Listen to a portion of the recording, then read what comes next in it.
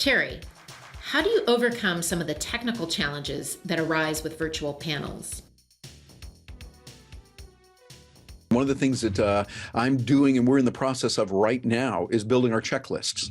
So you have a checklist of do this, do that. Like for instance, check the audio, check the video. One of the things we did also, I'll just be, kind of show the full kimono here. Oh my goodness.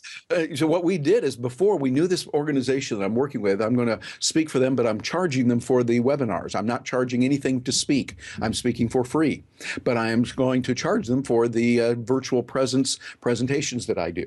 So I'm doing those beforehand, and what we did is I had my assistant, Natalia, call up the key people that we were going to use that the meeting planner asked us to work with. And we call them up beforehand, way beforehand, like 2-3 weeks, and said, we want to test and do a Google Hangout with you, because they didn't have the equipment. They, at first they said, sure, we'll do it, call up. And so we called up, come to find out they did not have a little thing called a webcam. And so we had to say, if you're going to be on a video, you need a webcam.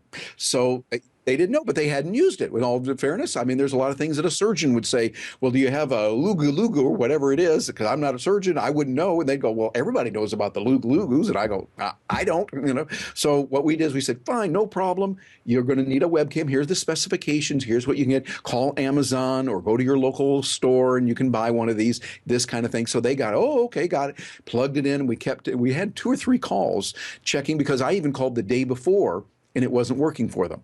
They had installed what they thought was the driver and it wasn't working. They had to bring in someone from across the hall who was a little more knowledgeable of computers, and found out we tried it there. It still didn't work. So he said, I'll call you back. We hung up. An hour later, he called back. It was working beautifully. I said, what'd you do? They had to uninstall one of the 2 installations that they had because they got all, knotted together. And he said, no, we're going to pull that apart, then reinstall, and it worked beautifully. Once it worked beautifully, we called in 20 minutes beforehand on the day of. Why?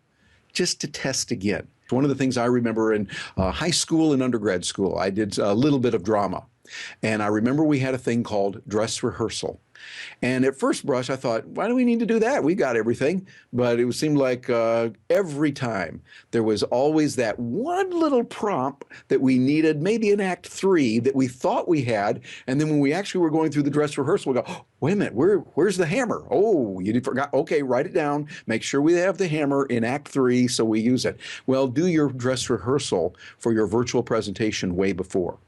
Because people will say, oh yeah, we got a computer, it's working. And if they wait until 5 minutes before and sign on, they'll go, well, it's not working. Oh, this damn technology, it's so bad. No, the problem is not the technology. The problem is you didn't test beforehand. You didn't test a few weeks before and test the day of, a few hours before. That way, if something doesn't quite work right, you can stop it. Or you can go out and get what they need.